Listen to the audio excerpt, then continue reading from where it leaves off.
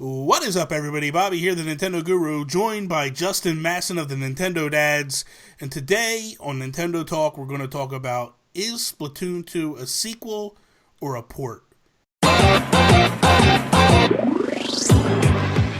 So, Justin, there's been a lot of talk lately. We got Splatoon 2, and originally we all expected to get a direct port of the original Splatoon from the Wii U over, but they're calling this Splatoon 2. In your mind, do you feel that this is a port, or do you feel it is an actual sequel? What's your thoughts on all this? Well, I think, hey, Bobby, I think looking at it as a glance, they're positioning it as a sequel, but I really do think it's a port. I don't see enough that defines it as being different as to not be just a port. Now, I think there's also this kind of gray line, which is a port with new content. Is that a sequel or not? And a great example is Mario Kart 8. Is that a port or is that a sequel? How do we qualify that? What makes something different to be a sequel as opposed to just being ported? In my glance, I think Splatoon 2 is actually just a port, although they tell you just because you put the number 2 behind it doesn't mean it's a sequel. Well, my thing is this: when I look at it, I go, okay, so when I look at Madden, when I look at FIFA, when I look at Call of Duty, when I look at Call of Duty, I would be different because it's more or less each year it's a different iteration. Like, they could be in space this year, they could be in World War II next year or whatever. But when you look at Madden, when you look at all the sport franchises, year to year, there's no difference, essentially. They're using the same assets, they're turning them over, they're putting different players in different positions and all that stuff. I'm kind of curious just to see, did they do enough to this game to me to be a sequel? We're actually talking 2 years later, so there is some time between the original and now. They changed out all the special weapons, so none of the special weapons are there from the original. And they have some new weapons, some new dynamics, some new tricks and things like that. So I think technically we could get away and say this is a Splatoon 2, but I don't know. What do you...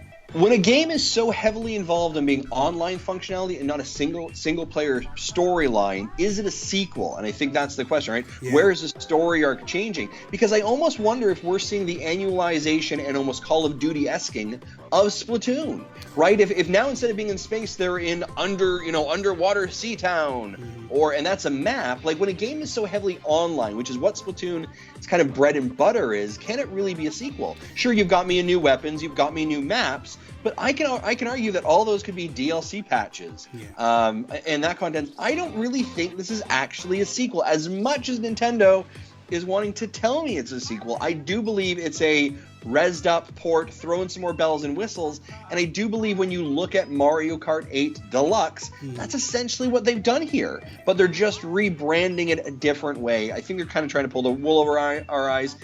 The question I would say is, if there is a different single-player campaign of another 15 or 16 levels that creates an arc, then we have a sequel. Other than that, I just think it's an up-res port with some new stuff. And that's what I'm curious about. And we haven't got a chance to actually play this game yet. I really am. Like, when I watched in Treehouse Live, it looked like there was enough of diversity for me. Like, they changed the hub. There's Judd has like a little sidekick. I don't know whether it's a kid or nothing or something that's with him when he judges the matches. The weapons, like I said, the weapon base is totally different than original. So I kind of am curious, but I feel like what they've done with this is they felt like the success of Splatoon 1. When Splatoon 1 died, it was when they stopped supporting it in terms of like no more Splatfest, no more weapons, no more none of that stuff. I feel like they were like, we're going to get this in day one, and they're just going to carry on. There isn't going to be a Splatoon 3 for a very long time, and it's just going to be every week, every month, we're going to get new maps, new weapons, and all that stuff. Yeah. But I do think with Nintendo putting it so early in the Switch lineup, and literally only a few months after the announcement, does invest and show how much Nintendo cares and wants to ensure the prosperity of the Nintendo or Splatoon IP continues. And you are absolutely right. This will be a game that will kind of be, the Switch will be on its back, yes, right? Having to carry it through. I do believe you'll see several years of kind of support, DLC, content through this. And I actually think if Splatoon was originally maybe the first 1 or 2 years of the Wii U, that might have changed the game of the console potentially. And again, I believe we saw Splatoon being the highest attachment rate of any of the Wii U games that were actually out there, and of course selling massive in Japan. Of course, being the fact that it was basically located in Japan. it helped in sales as well. I think it's going to be a massive game for him either which way. I'll probably still end up picking it up no matter what. In my heart of hearts, Bobby, I believe this is a port. So in your heart of hearts, people, what do you think? Is this a port or is it an actual sequel? Let us know in the comments below. You can follow me, Twitter, at Nintendo Gurus. You can follow Justin, at Masson23. That is all. See us later.